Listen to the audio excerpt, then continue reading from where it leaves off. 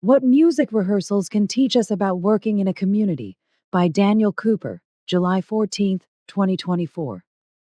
When it comes to learning about and finding ways to live in a community, the analogy of a musician who is working in an orchestra is truly one of the best because they are literally trying to create harmony that is greater than themselves with a group. It is one that I have first-hand experience with having participated in hundreds of rehearsals in my lifetime. There are things that become very clear when creating something greater than just yourself. Firstly, when you are working with a group of musicians, you have to be prepared to be called out in front of everyone if something isn't working in your part. That's the purpose of rehearsals. The purpose of rehearsal is not to sit there and just tell each other how wonderful everything is. It is to work out and smooth out all the problem spots in the music. To go beyond you and your ego in order to create something far greater than just yourself. There is a profound lesson in neutrality when you work in that type of a setting. Orchestras are really one of the best places where you can learn these things because when you have an audience of world-class musicians as daily listeners as well as audience members, your mistakes become really obvious.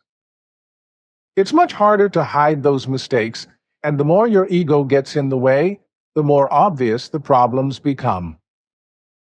There is no motive to hide behind anything because you can't fake harmony. A badly misplaced out-of-tune note will just sound bad, and audiences will be honest about their views with regard to that. Therefore, when working with musicians, you have to become a very clear communicator. You can't afford to be vague about anything or to leave people hanging, giving silent treatment when something isn't working, or any of that type of stuff. You have to act like a grown adult and face things head-on, and the sooner the better. Those other behaviors are grounds for being let go from an orchestra. A good attitude is crucial, and this means total neutrality about your own skills, what needs to be worked on, and making improvements. You really have to address things openly and work together, and so communication has to be wide open. If someone perpetually makes the same mistakes without fixing them, then they are wasting a lot of people's time and hard work. This proves why freedom is not an everyone for themselves proposition. It has a lot more to do with the freedom to speak out when there's an issue, and the freedom to not be put down when you do address an issue. That, to me, is what freedom is really about, because that's community building, whereas everyone for themselves is just pure selfishness and accomplishes nothing but noise. That is not freedom, but pure ego. That false definition of freedom creates more of an environment where dictatorship flourishes, because you're not allowed to address any issues at all, since anything goes. People who take offense and act out at having their mistakes called out are usually the ones who act like dictators. If you do try to address an issue in that setting, then they lash out like a toddler who was never told the word no. Governments all over the world try to work in that way, and it's not very sustainable. On the other hand, in a true democracy, you are allowed and encouraged to speak out about issues. Otherwise, it would be like a ship's captain taking offense at their crew, warning him about a hole in the hull of the ship instead of saying, "Thank you," and just dealing with it. If the captain takes offense at that, then he is the one that is making it into a negative thing, not the ones warning him about it. It's not negative to point it out and fix it, but it is negative to ignore it. It's just a problem, and problems come and problems go for everyone. It's how you deal with it that really counts. If you evade it and try to sidestep it and ignore it and get angry at people for trying to deal with it, then good luck. The ones wanting to deal with it will certainly get angry at you, and for good reason. In an orchestra, you would maybe get yelled at and promptly let go. You'll create not only disharmonious music, but a disharmonious world and life for a lot of people. There are two ways that people can react in that situation. You can react positively and do whatever it takes to make the improvements necessary to improve the harmony in the orchestra by seeking out the problem spots and working through them until they are resolved. Or the other option is to take offense at it, feel embarrassed, grumble, and go home and quit. It's the exact same situation, but approached with different attitudes. One is conducive to improving harmony. The other option destroys harmony. An orchestra can improve only with musicians who are able to take constructive criticism and who then go home and practice their parts until they are perfect. But harmony cannot improve with musicians who go home and quit or who evade the problems. Nobody was born a perfect musician. Even Mozart admitted to working extremely hard and practicing endlessly. Another thing, too, is that when everyone has their separate part to play in the orchestra, it teaches you that you have to show up on time. It literally teaches you how to live in harmony as a community. All of music is about time. If someone plays a note 10 seconds late or not at all, then that simply does not work. This becomes a lesson in punctuality.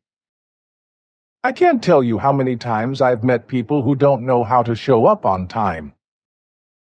Plans with them fall apart constantly, and nothing good materializes. They don't know how to make commitments and follow through with them, and you can't afford to do that when you're working with 3 or 100 musicians. You're going to be let go if you think even for a second that that's going to work. No sane group of people would put up with that. And no matter if you're in an ensemble with 10-year-olds on a voluntary basis or in a professional setting, it makes absolutely no difference. The result is exactly the same for both. Harmony is either disrupted or improved based on those factors. Other people are relying on you for your part to be played well and on time. When it concerns the idea of every man for himself where freedom is concerned, in an orchestra you realize how badly that really works, and in the overall scope of how society functions, it's the same thing. A democracy works when people come together to solve major problems. Punctuality is very valuable and testifies to responsibility. Unpunctuality testifies to indifference and lack of interest. If the speech and actions of a human being are sound and honest, then they are trustworthy. But if the speech and actions are only superficial, then they are false and lead the trusting one into misery. The Way to Live, line 224. Now, if everyone for themselves were valid in an orchestral setting, then anyone could show up for rehearsal at any time of day.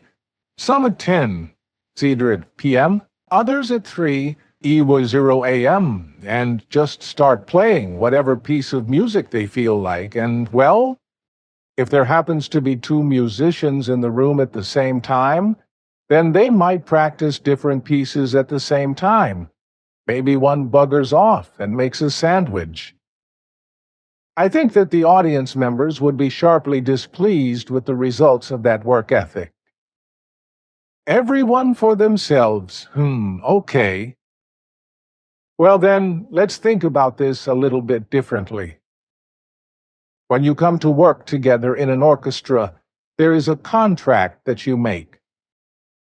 I've been in all kinds of bands, and if you are regularly late or don't show up at all, then you are let go of, And there's a good reason for that. If you don't respect other people's time and effort, then they will ask you to leave. Rehearsals are there to improve the harmony of the overall music, one problem at a time. And if you keep missing rehearsals, then you then have the freedom to stay home and do something else. You're not forced to be a musician. You're not forced to be in this orchestra. Those things you have freedom to decide. But once you make that decision, you have to commit to it 100% whether you are 10 or 50 years old. Coming together as a community to create something bigger than yourself compels you to do more than just the bare minimum, because everyone is depending on your part. It teaches you not to just think about yourself, and not to just be a selfish whatever. It teaches you to be strong within yourself, and to exceed your best capacity on a daily basis as an individual, because you have to play your part well for the harmony to work. If they don't like the music, then they can change it. It teaches you total self-reliance and true self-confidence as an individual, because people depend on you to do what you do well. To speak up when there is a problem, and not to cower from speaking up. And to address problems openly right now rather than trying to sweep them under the rug. Your sounding bad only embarrasses yourself. Orchestras are one of the best places to learn his habits. It becomes not just book knowledge, but rather an actual habit to live consciously. When Billy recommends that people play music, there are many, many reasons I can think of why that would be beneficial for society. It teaches enormous patience, self-reliance, and true work ethic, as well as community-building skills in an effort to create harmony that is greater than just yourself. Literally and figuratively,